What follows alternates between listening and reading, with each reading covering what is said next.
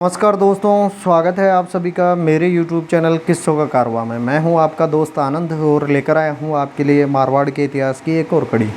जी हां दोस्तों, मालदेव राठौड़ और शेरशाह सूरी के युद्ध के बारे में आपने पीछे किसी किस्से में पढ़ा होगा, पहोबा या साहिबा का युद्ध।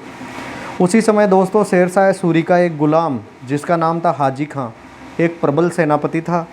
अकबर के गद्दी बैठने के समय उसका मेवात यानी कि अलवर वाले क्षेत्र में अधिकार था।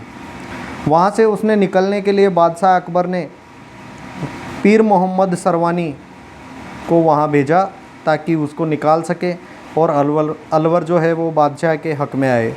उसके पहुँचने से पहले ही वह भागकर अजमेर चला गया।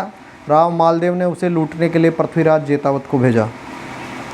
अकेले हाजी खां की उसका सामना करने की क्षमता नहीं थी, अतः उसने राणा उदय सिंह के पास अपने दूत भेजकर कहलवाया कि मालदेव हमसे लड़ना चाहता है, आप हमारी सहायता करें।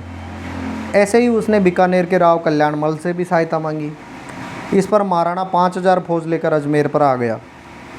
इतनी ही सेना बीकानेर से राव कल्याणमल ने महाजन के स्वामी ठाकुर अर्जुन सिंह, जैतपुर के स्वामी रावत किशनदास और सेवारा के स्वामी नारायण की अध्यक्षता में हाजी खां की सहायता के लिए बड़े दल भेजे। इस बड़े सम्मिलित कटक को देखकर जोधपुर के अन्य सरदारों ने पृथ्वीराज से कहा कि राव मालदेव के अच्छे अच्छे सरदार पहले ही शेरशाह के साथ लड़ाई के अंदर मारे जा चुके हैं। यदि हम अब काम आ गए तो राव बहुत निर्बल हो जाएंगे और इतनी बड़ी सेना का सामना करना कठिन है, इसलिए लौट जाना ही अच्छा है। इस पर मालदेव की सेना बिना लड़े ही लौट गई और राणा तथा कल्याणमल के सरदार आदि भी अपने अपने स्थानों को वापस चले गए। जी हाँ दोस्तों, एक झड़प उनकी बिना लड़े ही ख़त्म हो गई और इस प्रकार हाजी खां जीत गया। अब इसके बाद क्या होता है, इस सहायता के बदले महाराणा जो कि सहायता भेजी थी, महाराणा उदय सिंह ने हाजी खां से रंगराय पात्र जो उसकी प्रेयसी थी अर्थात उसकी प्रियतमा थी, उसको मांग लिया। हाजी खां ने उसको यह कहकर मना कर दिया कि ये मेरी औरत है, मेरी पत्नी है, मैं इसे कैसे दे दूं, और उन्होंने महाराणा को इनकार कर दिया। महाराणा के सरदारों ने भी महाराणा को ऐसी कुत्सित मांग न करने के लिए समझाया, परंतु उसने उस समय किसी एक की नहीं सुनी और हाजी खां के इनकार करने पर उसने हाजी खां के ऊपर एक दल भेज दिया और उस दल ने हाजी खां के ऊपर चढ़ाई कर दी। ऐसी दशा में हाजी खां ने मालदेव से सहायता मांगी, जो कि पहले मालदेव का विरोधी था।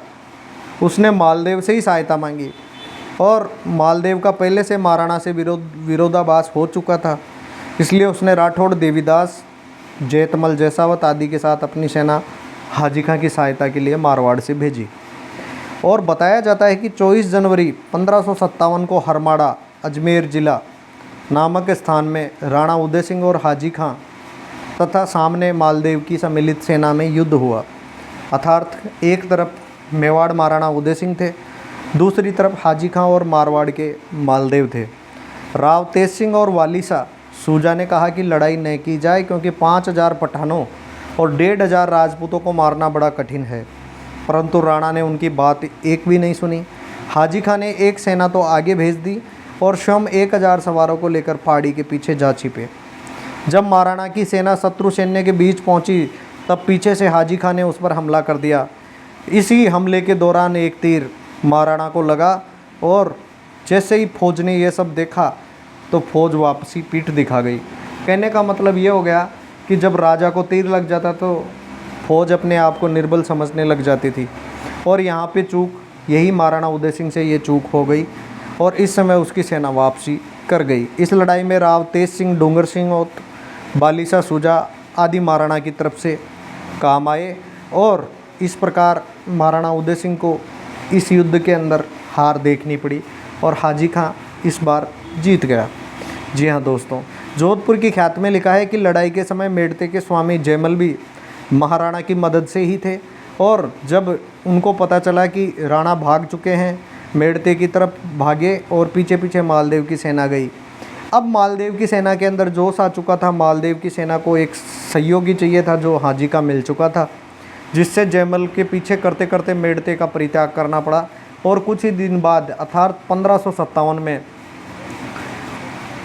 मालकोट नाम का एक किला मालदेव ने मेड़ता के अंदर बना दिया, जिसके 2 वर्ष बाद संपूर्ण होने पर वहाँ की किलेदारी मालदेव राठौड़ ने देवीदास जेतावत को दे दी और इस प्रकार जयमल वहाँ से निकल करके चित्तौड़ की तरफ निकल गए और महाराणा के साथ मिल गए। जी हाँ दोस्तों, ये था इतिहास की एक कड़ी। अगली किसी कड़ी में अपन वापस अधिकार की चर्चा पढ़ेंगे, उसके अंदर अपन चर्चा करेंगे कि शाही सेना कैसे मेड़ता तक पहुंचती है और मालदेव का ये मालकोट जो बनाया है ये वापस कैसे शाही सेना के अंदर जाता है। तब तक जुड़े रहिए मेरे चैनल किस्सों का कारवां से, और इतिहास के ऐसे किस्से अगर आपको पसंद आते हैं तो चैनल को ज़्यादा से ज़्यादा लाइक शेयर सब्सक्राइब कीजिए। धन्यवाद दोस्तों।